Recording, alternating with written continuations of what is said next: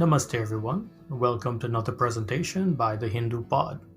My name is Pradeep and I will be your host for today's Katha. Today we're going to be speaking about Narada Muni. The Katha itself comes from the Shri RamCharitraManas in Balkand.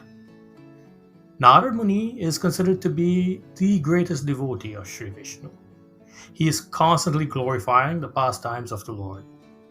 However, he does play the role of instigator and spoiler from time to time. But this is merely the act of a devotee doing his master's will. Sri Vishnu uses his devotees to achieve his purposes, and Narad Muni himself is no exception. It's with this thought in mind that we must enter today's Katha. Let's hold no doubt in our minds about the love that Narad Muni holds for Sri Vishnu. He is an extremely high devotee and one that we can only aspire to emulate. He brings great joy to the Lord, and he is constantly in bliss meditating upon Lord Narayan. One day, while on his travels, Narad Muni ended up on the banks of the Ganga.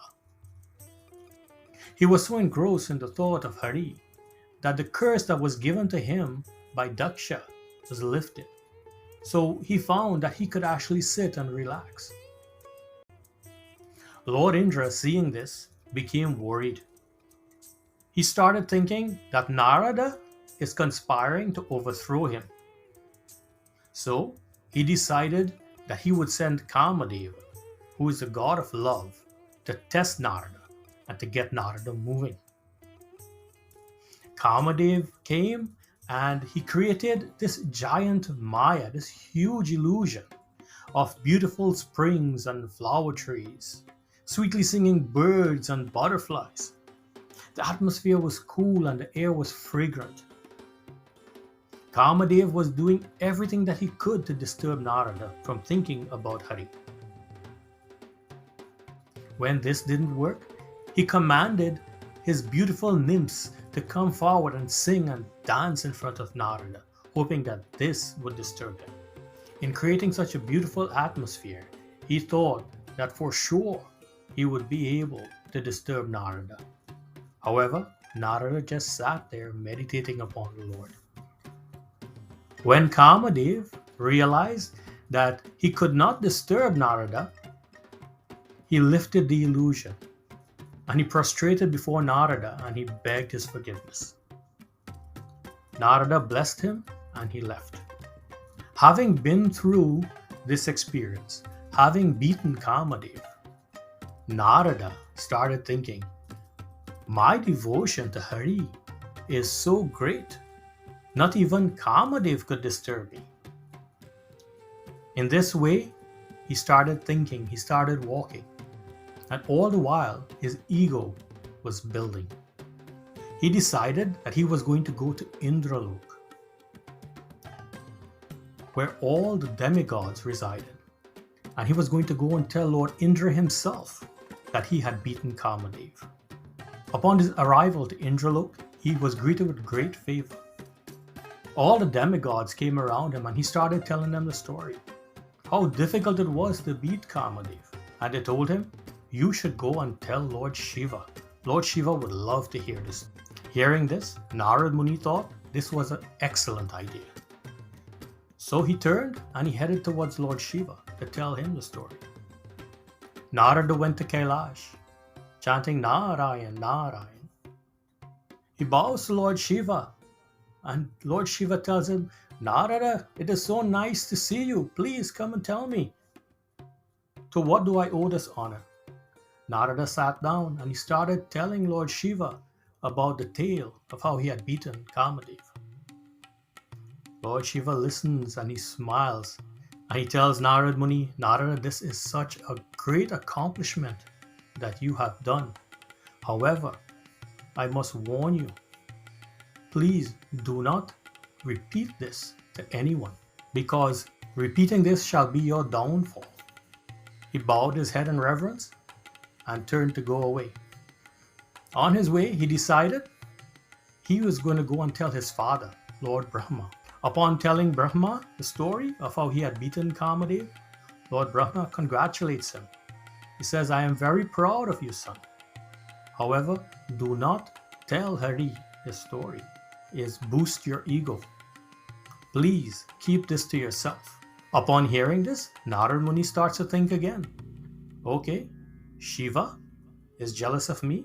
My father Brahma is jealous of me. I will go and tell Hari. He gets up, he bows to his father, and he leaves and turns to go to Vaikuntha Lok, where Sri Hari resides. When Narada reaches Vaikuntha Lok, Lord Vishnu is so happy to see him. He gets up and he gives him a hug and he welcomes him. Lord Vishnu, however, being the knower of all, already knows why Narada Muni is here. And he asks Narada, Narada, please, to what do I owe this honor? Please come and tell me, why are you here? The first thing Narada does is he tells him the story of Kamadev. He says, Lord, I was feeling such love for you that not even a curse given to me by Daksha could get in my way. I sat down on the banks of the river, meditating upon you. Kamadev, with all his Maya and his nymphs and all his beautiful scenery, came to me and tried to disturb me and tried to get my mind away from you. And they were unsuccessful. Lord, so great is my love for you. Lord, I went to Lord Shiva and I went to Lord Brahma, and they told me that I should not tell you about this. Lord, I think that they are jealous of me. But I love you too much to not tell you what had happened.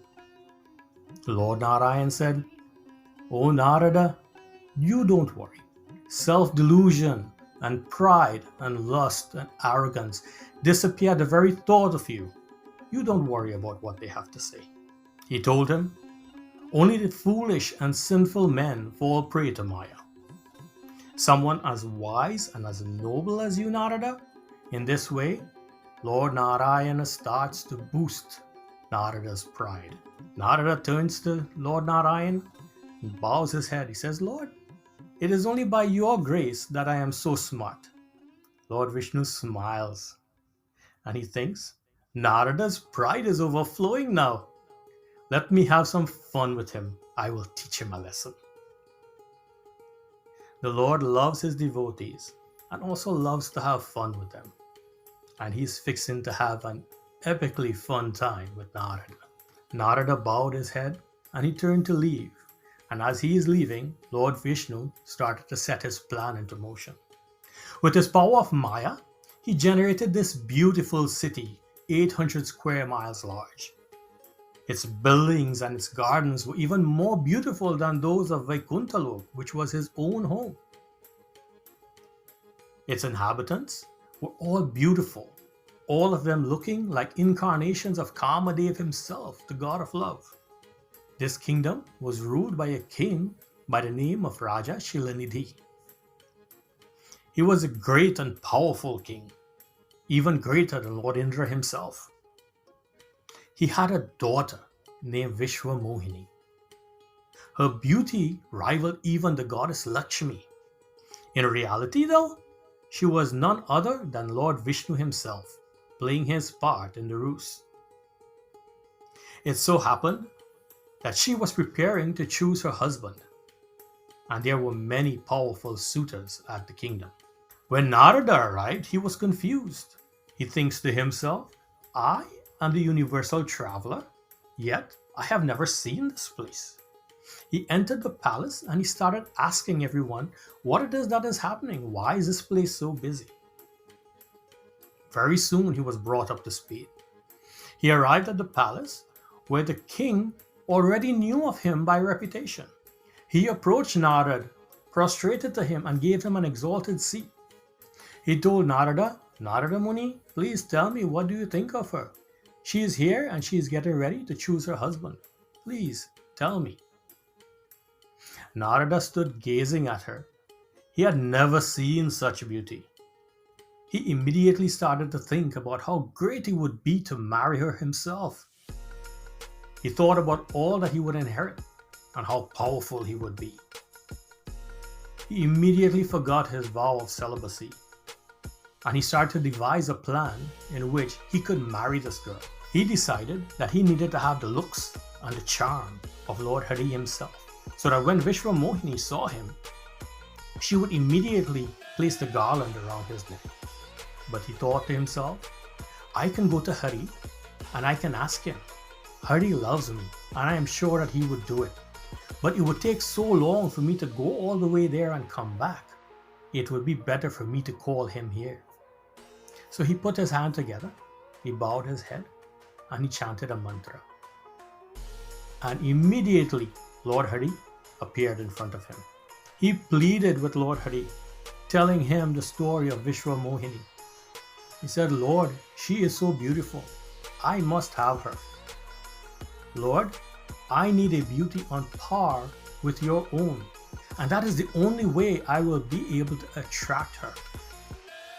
Lord Hari looked at Narada and said, Narada, you are my greatest devotee. My love for you is immeasurable. I will certainly do for you that which is in your best interest, and not anything else. Know this to be true. Narada was so preoccupied with his lust for this girl that he didn't truly understand Hari's meaning. In his mind, he thought that Hari is going to do whatever he asked. So he went back to the palace in full confidence that he will marry Vishwa Mohini.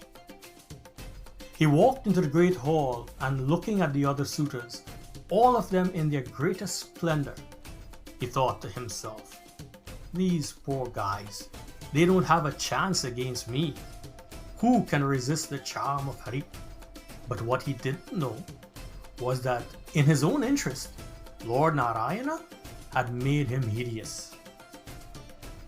Oddly though, the kings and the princes gathered all saw him in his original form as Narada Muni, and they all paid respects to him as such. However, seated in the crowd were two of Shiva's servants, sent there by Lord Shiva himself to teach Narada a lesson. They could see the ugly form. They were having great fun in harassing Narada. Being in disguise, Narada could not recognize them. They ratcheted up his ego. They kept repeating, this man is so beautiful, oh my goodness. He is as handsome as Hari himself. Surely the princess will choose him. What chance do we have? Narada, at this time being so fully engrossed in his own desire, was no longer thinking about his Hari. He did not care for worship. He thought only about himself and of getting Vishwa Mohini to marry him. In his ignorance, he was unaware of the sarcasm in their voices. All he heard were praises. Finally, it was time for the princess to make her decision. Vishwa Mohini saw him immediately. In astonishment, she turned her head.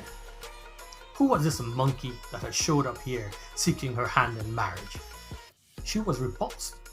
But in his delusion, he saw it as she was too embarrassed to look at him directly. So he pushed himself onto the floor so she could get a good look at him. After all, why should he deprive her of his good looks? But she continued to ignore him as she glided back and forth through the hall. Narada was perplexed. What is happening? Surely she saw him. How could she resist his charm and good looks? Finally, she saw the one that she would marry. Lord Vishnu himself had entered the palace and was standing mid-court. She immediately walked up to him and placed the garland around his neck. Seeing this, Narada was furious. How could Narayana betray him like this? And furthermore, how could she have been so resistant to him? Then Shiva's servant said to him, go and look at yourself in the mirror. Narada looked into a pool of water nearby and was astonished at what he saw. He had the face of a monkey. In his rage, he cursed Shiva's servants to be reborn as demons. But when he looked again at his reflection, Now he saw his natural form. Still though, he was furious. In his rage, he approached Lord Hari. Seeing this, Hari stepped towards him and asked, "Oh Narada, such a great sage as yourself, where are you going so angrily?" This made Narada even more angry. How dare Hari speaks to him in such sweet tones, as though he is innocent. Narada said to Hari, "You cannot bear to see another's prosperity. You are full of jealousy and deceit.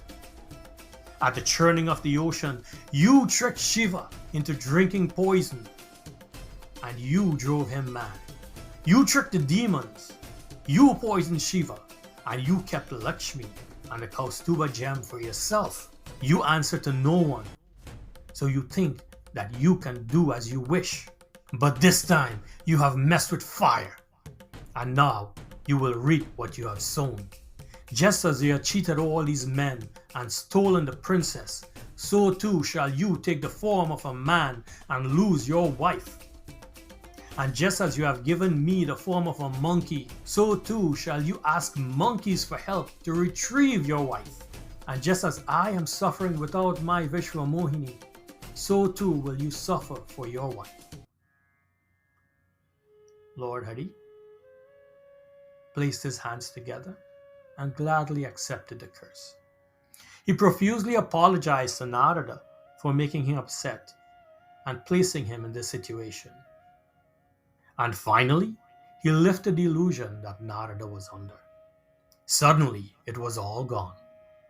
There was no palace, no princess, no crowds. It was all gone. Now Narada realized what had happened. He dropped to the Lord's feet and he begged for forgiveness. He prayed that the curse would have no effect, but Hari just smiled. He said, "Narada, all this is my will. You have nothing to be sorry about." But Narada said, "Lord, I have been so harsh in my attitude towards you. How can I ever atone? Please, Lord, I beg of you." Hearing this, Lord Hari said, "If it bothers you so much, then go and chant the 100 names of Lord Shiva. This will unburden your heart. None is as dear to me as Shiva. No person should ever think otherwise." Narada bowed and he was on his way. As he left, the two servants of Shiva saw him and approached with bowed hands. They apologized profusely and begged Narada to relieve them of this curse. Narada told them, "I hold no ill will towards you, but what is said must come to pass. So go on, and you will be born as two great demons. You will be powerful and you will find extreme fortune. You shall subdue the entire universe by your might. It is then that Lord Hari himself will take avatar, and you shall find your end by his hands.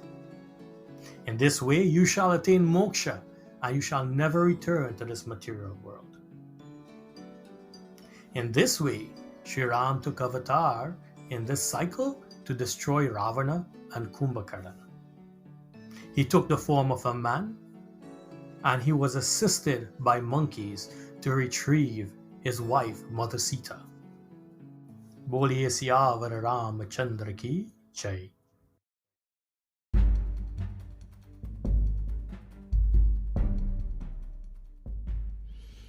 This has been a presentation of the Hindu Pod. Please remember to like, share, subscribe, and rate this episode, since it helps to bump us up in the feeds, which helps others to find the podcast. Please send comments to thehindupod@gmail.com. That's thehindupod@gmail.com. You can text us at 281-804-9616, or just search Facebook for The Hindu Pod. If you live in the Houston area, you can find us on most Sundays at the Sanatan Dharma Mandir for Sunday morning satsang. They are located at 12918 Player Street, Houston, Texas 77045. and are open Sunday mornings at 10 a.m. If you would like to support the pod financially, we are sponsored by HinduHandcrafts.com. That's HinduHandcrafts.com. Please visit HinduHandcrafts.com for Hindu religious-based items such as framed pictures, wall plaques, tapestries, t-shirts, clocks, and so on. They are perfect for puja use and home decor or gifts. Until next time, Jai Shri Ram.